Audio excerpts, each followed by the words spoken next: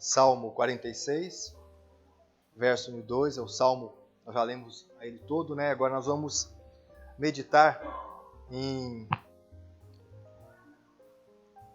algo que eu quero compartilhar com você da palavra do Senhor Deus. Bem, nesse Salmo, verso 1 e 2, nós começamos a nossa caminhada de meditação, que diz assim, todos juntos? Deus é o nosso refúgio e fortaleza, socorro bem presente nas tribulações. Portanto, não temeremos, ainda que a terra se transtorne e os montes se abalem no seio dos mares. Interessante que quando nós estamos em uma situação de estarmos em um lugar alto, ou nós, ou alguém que está perto de nós está com medo, a frase que mais nós usamos é essa: não olha para baixo. E o ser humano gosta de construir coisas no alto, né? Tem piscina de vidro que passa de um lado para o outro no prédio e é transparente. Você olha para baixo, você vê o pessoal nadando lá em cima. O pessoal que está nadando vê lá embaixo, né? Alguns têm medo. Outros constroem pontes de vidro. Não sei se você já viu. A ponte é de vidro. Né? Tem uns que pulam em cima. Tem outros que ficam assim, andando como que, quase que engatinhando, Tarcísio, com medo de cair. O ser humano tem uma relação com a altura interessante, né? Tem medo, mas é atraído por ela. Mas um bom conselho é esse: ó, você tem medo de altura? Não olhe para baixo. E essa questão do olhar, ela é importante. Porque para onde você olha quando você está no lugar alto? Depende da sua coragem. Mas para onde você olha quando você está aflito? Para onde você olha quando o medo está batendo no seu coração ali, agitando a sua mente? Quando você está sem orientação, não sabe o que fazer. Para onde você olha? Hoje, o mundo está olhando para a ciência, como se a ciência tivesse a solução. Nós estamos vendo que já vai fazer 2 anos, 1 ano e meio já, e a ciência ainda não trouxe a solução. Está ainda engatinhando. Para onde você olha quando você está triste? Para onde você olha quando a mágoa, ou recente ou antiga, começa a ir florescer no seu coração, no seu interior? Para onde você olha quando você está decepcionada, decepcionado? Quando você está se sentindo assim, abandonado? Para onde você olha? Para onde você olha quando a tentação vem? Você sabe que aquilo é errado, que não deve ser feito, que não deve ser falado. Para onde você olha? Para onde você olha quando você se sente injustiçado, injustiçada? Ou quando a ira quer se pôr com o sol e quer continuar a noite inteira? Para onde você olha? Se você está correndo um perigo de vida, perigo de perder a sua própria vida ou perder a vida de quem você ama muito, para onde você olha? Para onde se deve olhar verdadeiramente? Você olha para o problema, para aquilo que te dá medo, você olha para a luta, você olha para a sua dor, você olha para a sua dificuldade e fica olhando para ela? Você olha para você mesmo? Porque hoje em dia nós somos convidados a olha para você, você pode, você consegue. Só que muitas vezes, quando olhamos para nós não vemos capacidade, nós vemos incapacidades. Somos convidados a olhar para a nossa força, mas nós vemos fraqueza, debilidades. Bem, sua dor, seu azar, para quando o momento está difícil, você olha para onde? Para aquilo que você merece, mas eu mereço isso. Se fala muito isso hoje, né? Não, você merece uma vida melhor, você merece. Mas muitas vezes nós olhamos para nós e nos vemos não merecedores. Você olha para a falta daquela pessoa, daquela situação. Para onde você olha? Porque a Bíblia, ela diz, sabe onde nós devemos olhar? Nós devemos olhar para Deus, para o nosso Criador. Porque a questão sempre vai ser essa, como resposta. Ou você olha para aquele, para aquela, para aquilo, ou você olha para Deus? Olha o salmo que nós lemos. No salmo que nós lemos, cada uma das 3 partes do salmo que nós podemos dividir o salmo, versículo 1 ao 3, versículo 4 a 7, versículo 8 a 11, cada uma dessas partes, elas repetem continuamente: Deus é. E o que Deus é? Deus é o nosso refúgio. Deus é o nosso lugar seguro. Deus é. Então olhe para Deus. Resumindo o ensino deste salmo, podemos ver que olhe para Deus, confie em Deus, pois Ele é o seu refúgio, o seu lugar seguro. Não tem outro lugar seguro e refúgio como o Senhor. Não tenha medo, é o Senhor quem te protege, é o Senhor quem te ajuda, é o Senhor quem te guia, é o Senhor quem te orienta, é o Senhor quem prepara o melhor para você. Do verso 1 ao 9 até o verso 11, nós vemos essas realidades acontecendo. E se Deus é o seu refúgio, então não tenha medo. Vença o seu medo de que maneira? Fica quieto. Aquieta-te. Verso de 1 ao 10. Aquietai-vos e sabei que eu sou Deus. Eu sou exaltado entre as nações, sou exaltado na terra. Aquieta-te e sabei quem é Deus. Perceba que esse salmo, ele nos desafia a olhar para Deus e a confiar em Deus. Olhar para o Senhor e confiar no Senhor. Eu quero lembrar com você nessa manhã 3 exemplos bíblicos de pessoas, seres humanos como eu e você, que passaram por momentos ruins, passaram sim por momentos difíceis, horríveis, e nesse momento, lembrando da palavra de Deus, eles olharam para esse Deus que é o nosso refúgio. E o que aconteceu com eles? Porque eles olharam para Deus, eles venceram. O primeiro exemplo bíblico que eu quero te lembrar está em Josué capítulo 7, versos 5 a 7. Esse texto de Josué, capítulo 7, verso 5 a 7, ele tem um contexto anterior de uma grande vitória, de uma grande bênção. Israel, o grande povo de Deus, o povo que estava sendo guiado por um Deus poderoso, que fez as muralhas de Jericó caírem. A grande cidade de Jericó foi derrotada, sem eles levantarem uma espada. Foi Deus quem derrubou a muralha. E aí sim, eles subiram para conquistar. E depois daquela vitória maravilhosa, sobrenatural, eles tiveram um problema com a cidade chamada Ai. Uma cidade pequenininha. E aí que vem o problema. Diz assim o versículo 5 a 7. Os homens de Ai feriram deles uns 36, e aos outros perseguiram desde a porta até as pedreiras, e os derrotaram na descida. E o coração do povo se derreteu e se tornou como água. Então Josué rasgou suas vestes e se prostrou em terra sobre o rosto perante a arca do Senhor até a tarde. E ele e os anciãos de Israel e deitaram pó sobre a cabeça. Disse Josué: Ah, Senhor Deus, por que fizeste este povo passar o Jordão para nos entregares nas mãos dos amorreus, para nos fazerem perecer? Tomara nos contentáramos com ficarmos da além do Jordão. Percebeu o problema aí? Percebeu os fortes sentimentos que estão acontecendo não somente no coração de Josué, como dos anciãos, da liderança e do povo todo? Sentimentos de derrota, desespero, desorientação, medo, uma depressão.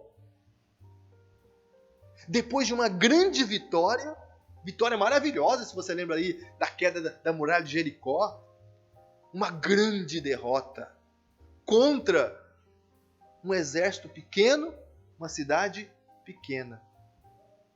E o que eles fazem nesse momento? Palavra de Deus. Olha para o Senhor. Eles olharam para o Senhor, buscaram o Senhor, confiaram no Senhor. E Deus não ficou mudo. Deus respondeu. Deus mostrou a razão do problema deles. Mas Deus não mostra só o problema, a razão do problema. Deus não mostra só o lado mal. Deus também dá a solução. Algumas coisas que alguém diz, que muitas pessoas dizem, Deus está falando e Deus só fala coisa ruim. Opa, que Deus que é esse? Porque na Bíblia, Deus mostra o problema e Deus dá a solução. Deus mostra a solução. Verso 10 ao verso 13. Então disse o Senhor a Josué, levanta-te, porque estás prostrado assim sobre o teu rosto? Israel pecou e violaram a minha aliança, aquilo que eu lhes ordenara, pois tomaram das coisas condenadas e furtaram e dissimularam, e até debaixo da sua bagagem o puseram.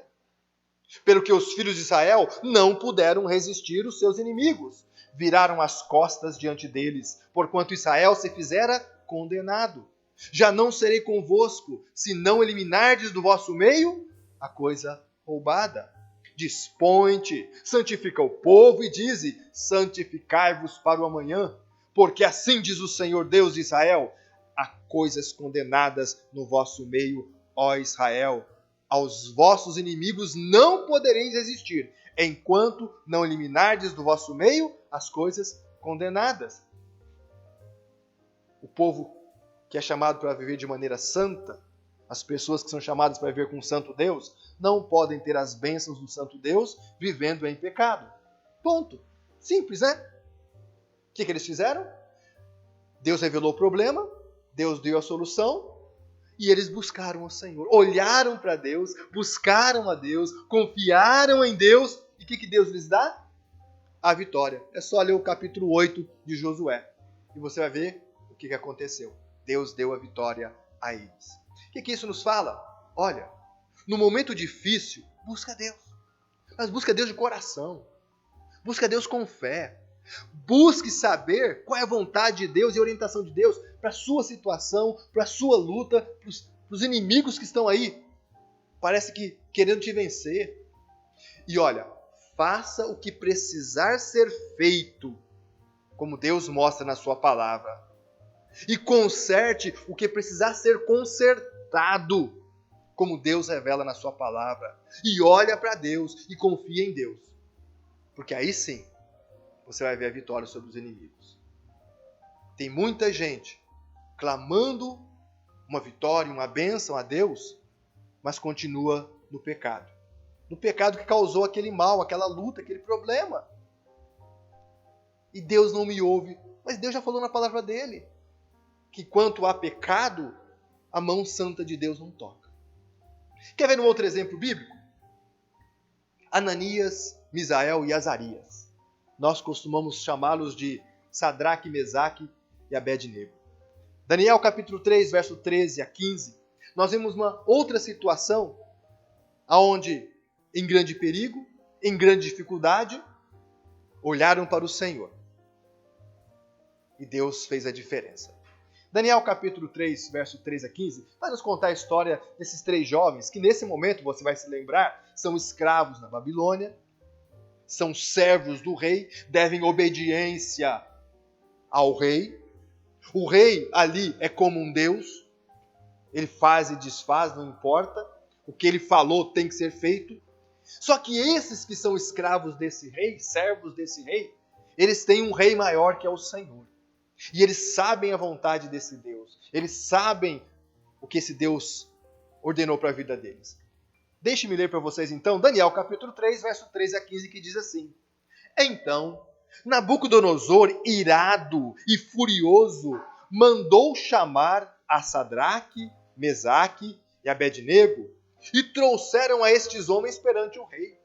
Falou Nabucodonosor e lhes disse: É verdade, ó Sadraque, Mesaque e Abednego, que vós não servis aos meus deuses? Nem adorais a imagem de ouro que levantei? Agora, pois, estai dispostos, e quando ouvirdes o som da trombeta, do pífaro, da citara, da harpa, do saltério, da gaita de foles, prostrai-vos e adorai a imagem que fiz. Porém, se não a adorardes, sereis, no mesmo instante, lançados na fornalha de fogo ardente. E quem é o Deus que vos poderá livrar das minhas mãos? Percebeu o problemão que está aí? Lembrou do problema grave que se abateu sobre a vida desses 3 servos de Deus? Qual é o risco aí? Eles não vão perder o carro, a casa, eles não vão perder coisas passageiras. O risco aqui é de perder a própria vida e de maneira horrível, queimados. O rei está colocando a esses 3 servos de Deus contra a parede. É ou isso ou aquilo, ou vida ou morte. Ou eles obedecem ao rei e desobedecem a Deus, e aí ganham e vivem, voltam para suas vidas normais, ou eles desobedecem ao rei, obedecem a Deus e perdem e morrem. Ponto. Não tem outra escolha. Não tem meio termo. O que eles fazem? Por isso que está registrado na Bíblia Sagrada essa história. Eles olham para Deus e eles confiam em quem? Em Deus. Mas confiam o quê? Confiam como nós, muitos somos incentivados a confiar hoje. Não, vai dar certo. Não, eu vou conseguir. Não, o que eu quero vai acontecer. Não vai ser do meu jeito. Não, peraí. Vamos ver como eles confiaram no Senhor e como eles olharam para o Senhor. Verso 16 e 18 do mesmo capítulo diz assim: responderam Sadraque, Mesaque e Abednego ao rei: ó Nabucodonosor, quanto a isto, não necessitamos te responder. Se o nosso Deus, a quem servimos, quer livrar-nos, ele nos livrará da fornalha de fogo ardente e das tuas mãos, ó rei. Se não, fica sabendo, ó rei, que não serviremos a teus deuses, nem adoraremos a imagem de ouro que levantastes. Olharam para Deus, mas pedindo, não, certos que Deus faria a vontade dele, não importa o que o rei quisesse fazer. Eles sabiam qual era a vontade de Deus. Como nós sabemos muitas vezes qual é a vontade de Deus. Naquele caso ali, a vontade de Deus é não adorar outros deuses. Não adora, não louva, iam tocar música, né? Então não canta música para esses falsos deuses. Não se prostrem, não reverenciem outros deuses. O Senhor Deus é o seu Deus. Eles sabiam também que o seu Deus já tinha preparado para eles um lugar, o seio de Abraão. O que eles não sabiam aqui? O que esses 3 servos de Deus não sabiam nessa situação? O que ia acontecer? Eles não sabiam. Nós sabemos. Mas eles não sabiam se iam viver ou morrer. Eles tinham certeza que Deus tinha o poder de livrá-los. Mas o mesmo Deus, se não os livrasse, também não tinha problema. Eles morreriam queimados, ponto final. Mas uma coisa era certa: eles não desobedeceriam a esse Deus, a quem eles servem, a quem eles pertencem. Eles confiaram que Deus faria o melhor para eles. Se vivos, é o melhor. Se mortos, é o melhor. No momento mais perigoso, aonde se corre o risco de perder o que mais se ama ou o que mais se quer, a Bíblia diz: confie e obedeça à vontade de Deus. Confie e obedeça ao Senhor. Não se deixe dominar pelo medo. Não se deixe dominar pela ansiedade. Não se deixe dominar pelo que os outros estão falando. Não se deixe enganar pelas suas próprias emoções, pelos seus desejos pessoais. Mesmo que você perca, mesmo que não aconteça o que você quer, o que você espera, entregue nas mãos do Senhor. Confie no Senhor e aceite a vontade do Senhor. E a última história que eu quero te lembrar a respeito de olhar para Deus e confiar no Senhor, que a Bíblia nos incentiva e nos desafia, é o próprio Senhor Jesus Cristo, feito carne e gente como eu e você. Homem que sabe o que é padecer, sofrer. Mateus capítulo 26, só 2 versículos que você pode ler comigo. Verso 39 e o verso 42. Marque aí com os olhos. Verso 39 e o verso 42 de Mateus 26. O próprio Senhor Jesus Cristo também passou por esse teste de fé, ou por esse momento onde olhe para o Senhor e confie no Senhor. Olhe para Deus e confie em Deus no momento mais difícil. Vamos ver a experiência do nosso próprio Senhor Jesus Cristo. Diz assim o verso 39 e depois 42. Adiantando-se um pouco, prostrou-se sobre o seu rosto, orando e dizendo: Meu Pai, se possível, passa de mim este cálice, todavia não seja como eu quero, e sim como tu queres. Tornando a retirar-se, orou de novo, dizendo: Meu Pai, se não é possível passar de mim este cálice sem que eu beba, faça-se a tua vontade. E Jesus Cristo está no momento terrível da sua vida nesta terra. Ele está no Getsemane, antevendo os horrores e as agonias da cruz. E diz, o contexto da história, que era tamanha a ansiedade, os medos e a agonia que abateu sobre o seu corpo humano, corpo como o meu e o seu, que ele verteu sangue, suou sangue, como que suasse sangue. Tamanha era o terror do que ia acontecer. É Jesus quem está passando isso. E o que ele diz? Meu Pai, seja feita a tua vontade. Olhou para o Pai e confiou no Pai. Que problemão Jesus Cristo está passando. E muitas pessoas ainda amenizam. Mas é Jesus. Né? Conhece a história, né? É Jesus. E não vê que naquele momento, Jesus é um ser humano como eu e você. Que sofre, que padece, que sente o terror que todos nós sentimos. Ou pior, né? Sentiu pior que nós. Acho que nós nunca, por medo ou por ansiedade, chegamos a verter sangue. Tamanha tensão do nosso corpo. Já sentimos cãibra, sentimos dores, mas verter sangue não. Ele passou por essa experiência humana. Jesus aqui nesse momento, ele sabe que será preso, sabe que será torturado horrivelmente, sabe que será abandonado, sabe que será cravado numa cruz. E o pior de tudo, na cruz, sofrendo as dores desse corpo humano, ele sabe que ele vai receber sobre si os pecados nossos, todos os nossos pecados. E naquele momento que ele receber todos os nossos pecados, vai acontecer algo que nunca na eternidade aconteceu. Ele vai se separar do Pai. Todos esses horrores, ele sabe disso. Mas diante desses horrores, ele olha para o Pai, confia no Pai e diz: não seja o que eu quero. Não seja o que eu quero, como eu quero, mas seja como tu queres. Hoje em dia, muitas orações são incentivadas a falar: seja como eu quero, do meu jeito, da minha forma, no meu tempo. Não, a Bíblia ensina: olha para Deus e fala: seja como o Senhor quer.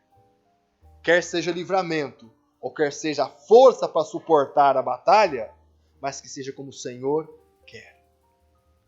E a vontade do Pai foi feita. Em Josué, a vontade de Deus foi feita? Foi. Se santificaram, corrigiram seus pecados, a vontade de Deus foi feita, foram vitoriosos. Com Sadraque, Mesaque e Abednego, a vontade de Deus foi feita? Foi. Foram livres daquele mal. Em Jesus Cristo, a vontade foi feita? Foi. Ele não foi livre daquele mal. E graças a Deus que ele não foi.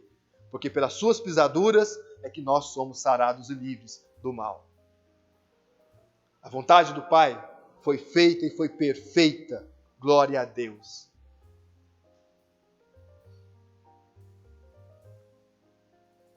Eu quero concluir essa meditação lembrando que não é fácil isso. Isso não é fácil. Enquanto estamos aqui, talvez mais tranquilos, parece ser fácil, mas não é fácil. Não é fácil, mas é possível. É possível porque o próprio Espírito de Deus nos ajuda, está conosco para nos ajudar exatamente nesses momentos de decisão, olhar para Deus e confiar em Deus. É por isso que nós precisamos aprender a olhar para Deus. Ele está conosco já. É por isso que nós precisamos aprender a confiar mais e mais em Deus, sempre e em todo momento. Por isso o desafio é: lute contra a sua própria vontade. Lute contra os seus próprios desejos e emoções. Luta, olhando para Deus. Lute contra as suas dores, lute contra os seus medos e olhe para Deus. E confie em Deus. Entregue-se de verdade à vontade de Deus, porque essa vontade é sempre boa, agradável e perfeita. Romanos capítulo 12, verso 2. Entregue-se. Entregue-se à vontade desse Deus que é grande, que é poderoso, que é soberano. Entregue-se e descanse nele. A palavra de Deus nos desafia e nos ensina isso. Olhe para Deus, confie em Deus. E terminando essa mensagem, então, descanse em Deus. Vamos orar? Fique em pé. E vamos entregar nosso culto, nosso tempo de meditação, nosso tempo de louvor, de adoração. Esse tempo que passamos juntos olhando para esse Deus que é grande, que é maravilhoso, que é o nosso refúgio e fortaleza. Senhor Deus, obrigado, porque a Tua palavra sempre nos convida, nos chama, nos desafia a olhar para o alto, para além, muito além nossos medos, de nossas dores, nossas ansiedades, nossas decepções, nossas tristezas, nossas incertezas. Muito obrigado, Pai. E ao olhar para além, nós vemos ao Senhor que é forte e poderoso para cuidar de nós.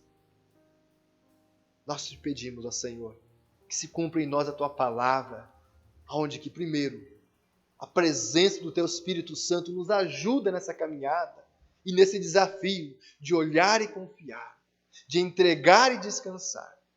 Ajuda-nos sempre, ó Santo Espírito, para caminhando firmes com Jesus e em Jesus, possamos testificar da verdade da Tua palavra, do poder do Senhor que age sobre a vida de todos aqueles que confiam no Senhor e da vida, sim, maravilhosa, hoje e para a eternidade, que o Senhor tem nos conduzido em Cristo Jesus. Te adoramos em Cristo, ó Deus, te pedimos em Cristo e certos já te agradecemos em Cristo Jesus e pela pessoa maravilhosa que é o nosso Salvador Jesus Cristo, que tanto suportou por nós, foi vitorioso e nos chama também a suportar e a sermos vitoriosos, olhando e confiando em Ti, ó Pai. Em Teu nome, ó Cristo, oramos e agradecemos. Que assim o Senhor Deus, Pai, Filho e Espírito Santo, nos abençoe como Ele nos prometeu abençoar.